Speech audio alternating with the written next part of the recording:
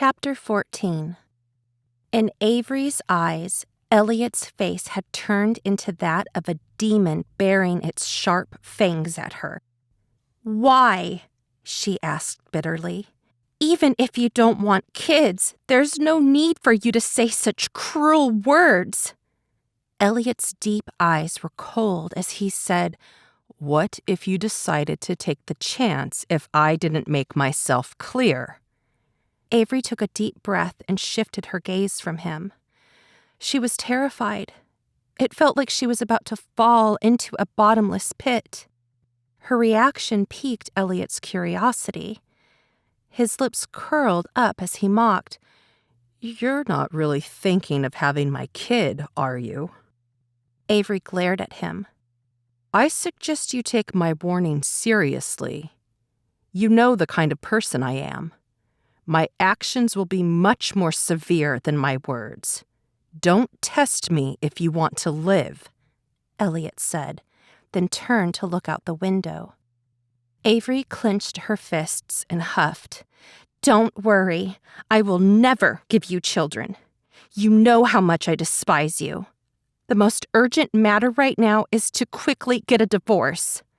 The babies did not belong to him alone.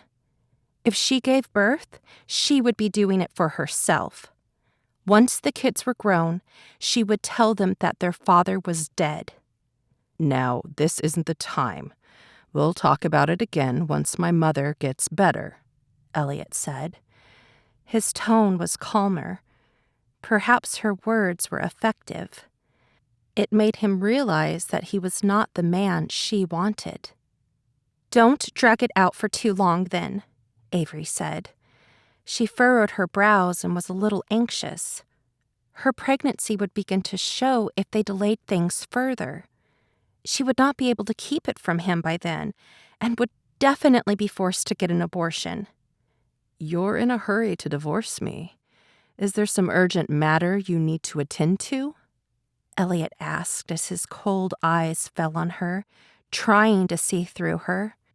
Avery's heart suddenly skipped a bit. "Nope, there's nothing urgent. I just don't want to stay with you. Has nobody ever told you how suffocating it is to be by your side?" "They wouldn't dare say it even if they thought it," Elliot replied dryly. "Oh, it's no wonder you don't like me," Avery said with a pout. "But it's stifling to not say what I want to say." Elliot pondered to himself and thought she had misunderstood something in the end. No man could tolerate his wife dressing up like a prostitute to escort other men. "Wearing a slip dress makes me a prostitute? Socializing is escorting other men? What about when you men socialize?" Avery retorted. "Even if you hold a knife to my neck right now, I would still insist that I wasn't wrong last night."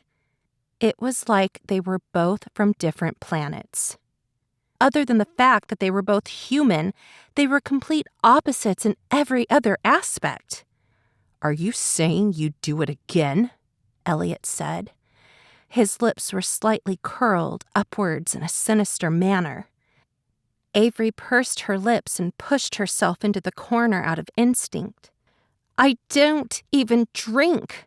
How could I possibly drink with others? I wouldn't drink even if the sky falls." She would never take the lives of the babies in her womb lightly. Even if her father's company goes bankrupt, she would never sell herself out for money. Avery's answer extinguished the raging fury inside of Elliot. The driver drove the car towards Elliot's mansion. Avery jumped out of the car just as it came to a halt, as if trying to escape. Elliot watched her slender back, then said to the driver, "To the office."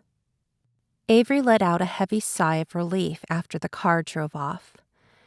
After she took an afternoon nap, she arrived at Tate Industries at 2:30 p.m. She decided to sell off her father's assets to pay off some of the debt. She wanted to deal with what she could and pay off what she could before thinking about looking for an investor. The banks were out of the question. She had completely offended the managers of River City Bank and Silver Linings Bank the night before. Both managers made it clear that they would never give her a loan. "Don't blame yourself, Avery. If you drank last night, they probably would have acted out of line with you," Sean said with a frown. "You're not that kind of woman, and I would never force you to do something like that." Avery nodded and said, "I wouldn't do it even if you forced me." Sean's cheeks flushed as he nodded. "I arranged a list last night of the few affluent individuals in Avonsville. All of them have the ability to produce the funds to save our company. You just need to convince one of them, and we'll be saved." Avery took the list and quickly looked it over. On the list were names, genders, company names, current net worth, and contact information. Some of them had phone numbers, while some did not. "How am I supposed to contact the ones without contact information?" Avery asked. "The ones without contact information are the ones I couldn't get my hands on. We'll just have to meet those ones at their companies," Sean replied. Avery browsed the list once again. This time, she discovered a key point. The second name on the list clearly printed out Elliot Foster. Elliot Foster, male, Sterling Group, net worth over $15 billion. Contact information? None. Avery's face flushed as she asked sheepishly, "Is Elliot Foster that rich?" She picked up a glass of water from the table and took a sip to hide her anxiety. "That's just a safe estimate. His net worth should be a lot higher than that," Sean answered assuredly. "He founded Sterling Group when the internet was just starting. However popular the internet is now is how much he's worth." "I see." "It's a shame I couldn't find his contact information. You'll just have to go to Sterling Group to meet him. I'll come with you when you decide to go see him." Avery shook her head violently and said, "I won't meet him." She picked up a pen and crossed Elliot's name out on the list. He would never lend her the money. If she went to ask him for a loan, she would just be asking to be humiliated. Avery stopped by the drugstore on her way home that evening. She walked into the store and wanted to buy something for her bruise. After the pharmacist recommended a few products to her, she suddenly thought of a question. "Is it safe to use during pregnancy?" "It's better to avoid it." "Are you pregnant?" asked the pharmacist. Avery nodded in silence. The pharmacist immediately took back the products she recommended before and passed her a bottle of pills. "How far along are you? Your bump isn't showing yet, so now's a good time for calcium supplements. This one's great and absorbs well. Obstetricians are always recommending this one to pregnant mothers." Avery arrived home with the calcium supplements half an hour later.